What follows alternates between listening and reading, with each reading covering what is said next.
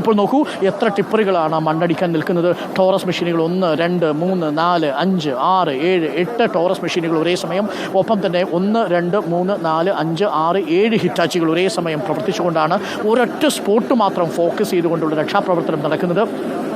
20 അടി നീളമുള്ള ലോറിയാണ്. അതുകൊണ്ട് ഈ രക്ഷാപ്രവർത്തനം നടക്കുന്ന ഈ ചുവന്ന ഹിറ്റാച്ചി ഇപ്പോൾ പ്രവർത്തിച്ചുകൊണ്ടിരിക്കുന്ന മൺകൂന പൂർണ്ണമായിട്ടും നീക്കിയാൽ മാത്രമേ നമുക്ക് അതിനുള്ളിൽ നിന്ന് ലോറിയുടെ ഒരു ഭാഗം കണ്ടെടുക്കാൻ സാധിക്കൂ. ആ ലോറിയുടെ ഒരു ഭാഗം, ഒരു തടിക്കഷ്ണം, ഒരു ഭാഗം കിട്ടിയാൽ തന്നെ നമുക്ക് ബാക്കി ഭാഗത്തേക്ക് എത്താൻ വിത്തിൻ മിനിറ്റുകൾക്കുള്ളിൽ സാധിക്കും. വളരെ വേഗത്തിലാണ് ഇപ്പോൾ ടിപ്പറുകളും JCBയും പ്രവർത്തിക്കുന്നത്.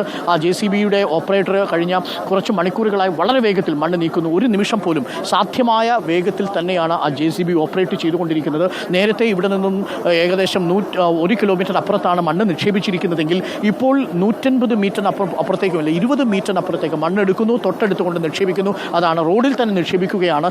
നേരത്തെ റോഡ് ക്ലിയർ ചെയ്യാനാണ് പ്രാധാന്യം കൊടുത്തതെങ്കിൽ ഇപ്പോൾ റോഡ് ക്ലിയർ ചെയ്യാനല്ല, റോഡിൽ തന്നെ മണ്ണ് നിക്ഷേപിച്ച് എത്രയും പെട്ടെന്ന് അർജുനെ വീണ്ടെടുക്കാനുള്ള ശ്രമത്തിലാണ്.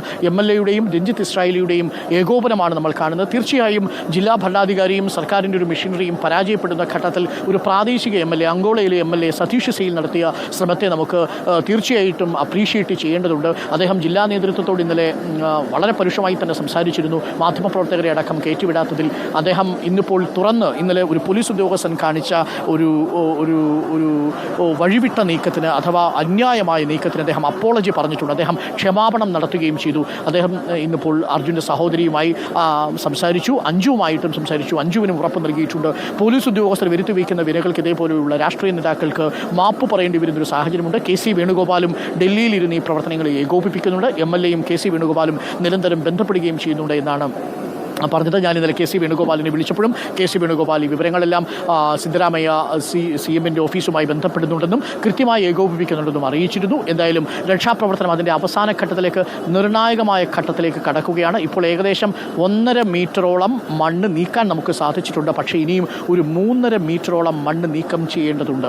അത് എത്രമേൽ വേഗത്തിൽ സാധ്യമാവും എന്നതാണ് പ്രധാനപ്പെട്ട ചോദ്യം. പ്രേക്ഷകർക്ക് കാണാം, 7 JCB മെഷീനറികൾ ഒരേ സമയം ഒരൊറ്റ സ്ഥലം മാത്രം ലക്ഷ്യമാക്കി മണിക്കൂറുകൾ നീണ്ടു നിൽക്കുന്ന മണ്ണുമാറ്റലാണ് നടക്കുന്നത്. ഒരു ആശ്വാസകരമായ കാര്യം, നേരത്തെ മൂടിയ മാനം ഇപ്പോൾ അല്പം തെളിഞ്ഞിട്ടുണ്ട് എന്നുള്ളതാണ്.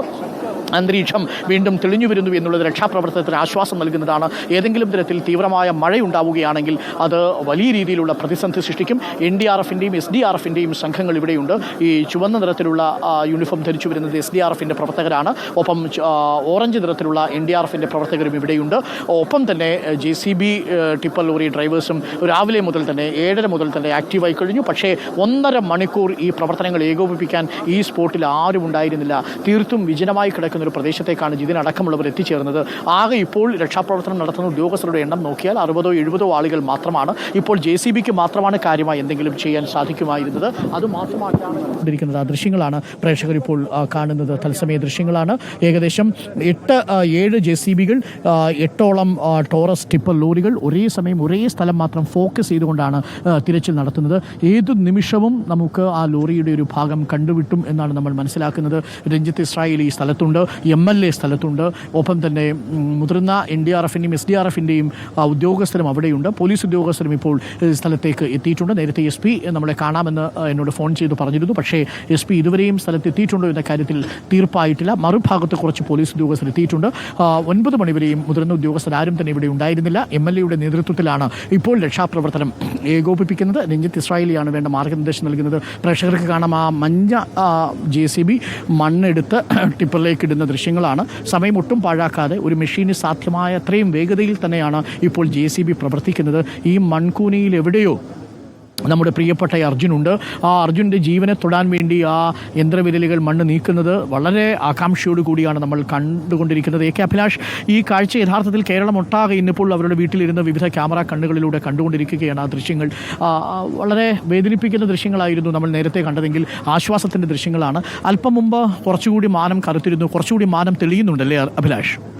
തീർച്ചയായിട്ടും മാനം തെളിയുന്നുണ്ട്. അതൊരു പ്രതീക്ഷയുടെ തെളിച്ചിൽ കൂടിയാണ്. കാരണം ഈ നേരത്തെ ലൊക്കേറ്റ് ചെയ്തിരിക്കുന്ന സ്ഥലത്തേക്ക് മണ്ണുമാന്തി യന്ത്രങ്ങൾ എത്തിയിരിക്കുന്നു. അവിടെ പരിശോധന നടത്തുന്നു. നമ്മൾ ദൃശ്യങ്ങൾ കാണുന്നത് പോലെ അവിടെ ഒരു വാഹനത്തിന് നിർത്താനുള്ള ഒരു സ്പേസ് ഉണ്ടായിരുന്നു. കാരണം ഈ മറുഭാഗത്താണ് ഈ കടയുണ്ടായിരുന്നത്. ആ കടയ്ക്ക് മുമ്പിലാണ് ഈ വാഹനം നിർത്തിയെന്നാണ് നമുക്ക് മനസ്സിലാക്കാൻ കഴിയുന്നത്.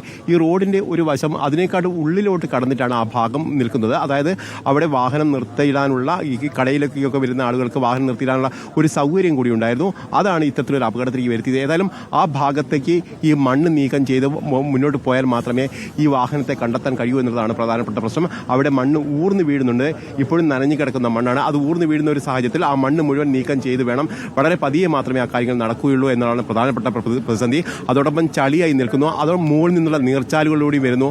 ഇതൊക്കെ വലിയ പ്രതിസന്ധി സൃഷ്ടിക്കുന്നുണ്ട്. പക്ഷേ ഇതിനെയൊക്കെ അവഗണിച്ചുകൊണ്ടോ അല്ലെങ്കിൽ കാര്യക്ഷമമായി ഇടപെട്ടുകൊണ്ടോ ആണ് ഇപ്പോൾ ഈ ദൗത്യസംഘം മുന്നോട്ട് പോകുന്നത്. പ്രത്യേകിച്ച് നമുക്കറിയാം, കേരളത്തിൽ നിന്ന് വന്ന ആ ദൗത്യസംഘത്തിൻ്റെ ഭാഗമായിട്ട് അവരുടെ നിർദ്ദേശപ്രകാരമാണ് ഇപ്പോൾ കാര്യങ്ങൾ പുരോഗമിക്കുകയും ചെയ്യുന്നത്.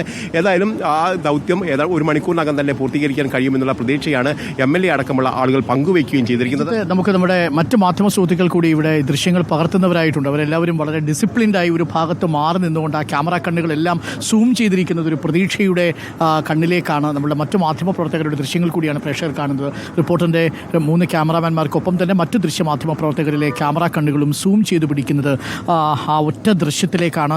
വീണ്ടും അന്തരീക്ഷം അല്പം ഇരുണ്ടുവരുന്നു എന്നുള്ളതാണ് നമ്മളെ വേദനിപ്പിക്കുന്ന ഒരു വാർത്ത. അല്പം ആശ്വാസകരമായിരുന്നു. കുറച്ച് നേരം മുമ്പ് കുറച്ചുകൂടി തെളിച്ചമുണ്ടായിരുന്നു. പ്രേക്ഷകർക്ക് കാണാം, അവിടെ ആ ഗംഗാവാലി നദിക്കപ്പുറത്തുള്ള ബ്രിഡ്ജ് കാണാം. ഈ ബ്രിഡ്ജ് കടന്നാണ് ഇതുവഴി വണ്ടി വരേണ്ടിയിരുന്നത്. ആ ബ്രിഡ്ജ് കടന്നാണ് അർജുൻ്റെ വാഹനം പോകേണ്ടിയിരുന്നത്. അതുവഴിയാണ് നേരത്തെ ഹൊസൂറിലേക്ക് പോകുന്നത്. ഹൊസൂർ വഴി ബൈണ്ടൂർ വഴി നേരെ മംഗലാപുരത്തേക്ക്, ഉടുപ്പി വഴി മംഗലാപുരത്തേക്ക് പോകുന്ന പാതയാണത്. ആ പാതയിൽ ആ ബ്രിഡ്ജ് വഴി കടന്നു പോകേണ്ടിയിരുന്ന വാഹനമാണ്.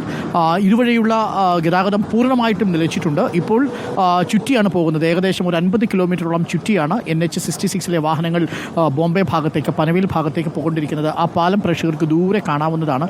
ഗംഗാവാലി നദി കരകവിഞ്ഞൊഴുകുകയാണ്. ഇതിൻ്റെ പല ഭാഗത്തും മുകളിൽ നിന്ന് മണ്ണ് വീണ് ഇടിഞ്ഞ് നടുക്ക് കിടപ്പുണ്ട്. ഇതിലാണ് 2 ടാങ്കർ ലോറികൾ കിടന്നിരുന്നത്.